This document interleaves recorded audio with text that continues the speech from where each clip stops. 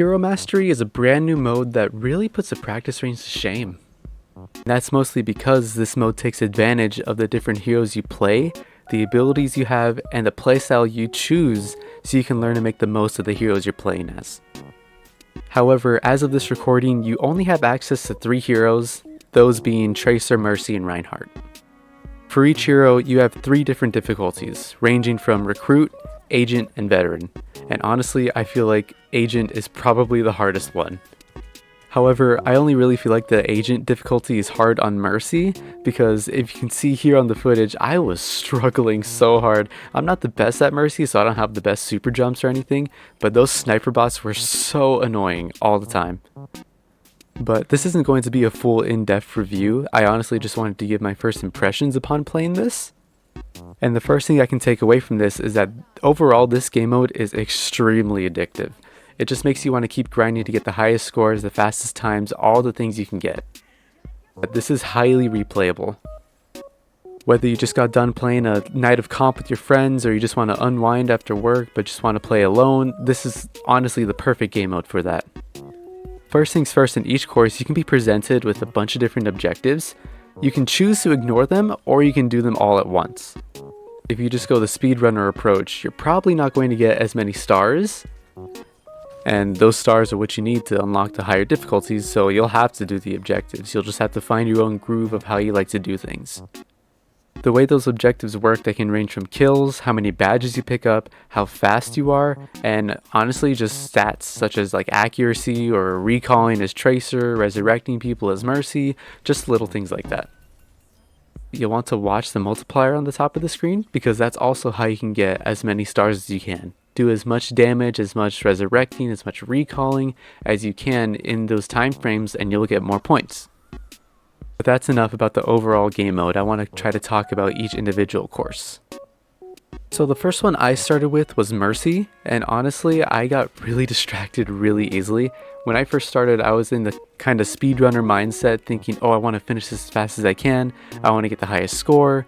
But then I also found myself forgetting a lot of the objectives, like I wasn't healing my bots all the way, I wasn't killing the bots, or I kept forgetting the little emblems to pick up.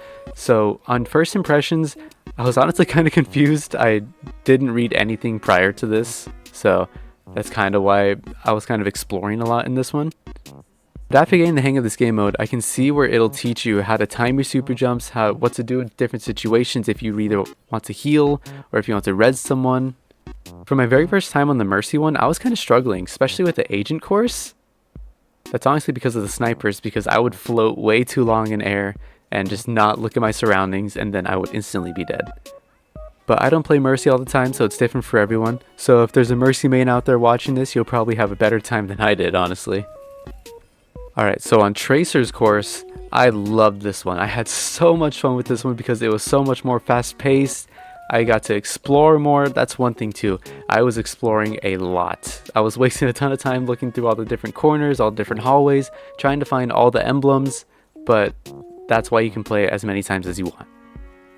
On this one, I also love the little explosive barrels they throw around at you. Timing those with a really good pulse bomb is so satisfying. Again, you want to keep an eye on those objectives, because I got distracted with exploring that it made my time go higher. One thing I will say about the Tracer one though, this is just me personally, I was not recalling at all. Like, I rarely recalled, and that's because I honestly wasn't paying attention to my health. There's probably a few times when I got super low, but that's one thing that I would need to improve on. But after playing this Tracer one for a few times, I feel like this one's my all-time favorite so far. Out of the 3 we have, for now at least. I feel like it makes great use of her abilities, her pulse bomb, her blink. Just as long as you time everything correctly, and if you have experienced a Tracer before, you'll do great with this. Lastly, we have Reinhardt. I honestly kind of struggled with this one. I honestly kind of didn't think it was fun either. But when it comes to tank, I rarely play tank, but when I do, I play a lot of Ramatra. And you'll probably see here in the footage with the emblems, I wasn't charging into them as you probably should have. I was just playing it like Pac-Man, following them all. There was also a point in the Agent difficulty, I don't know if it'll show on here, but I got lost. I could not find the next area to go after defeating all the bots. So, again, keep an eye out on your surroundings. I don't.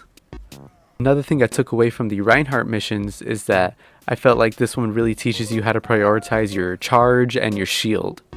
One of the parts that I feel like takes advantage of the shield the most, or tries to teach you how to use it more, is when you have to escort one of the bots on the agent difficulty with the bots with all the rockets. It melts your shield really fast, honestly, but it teaches you how to prioritize when to use it, when to not.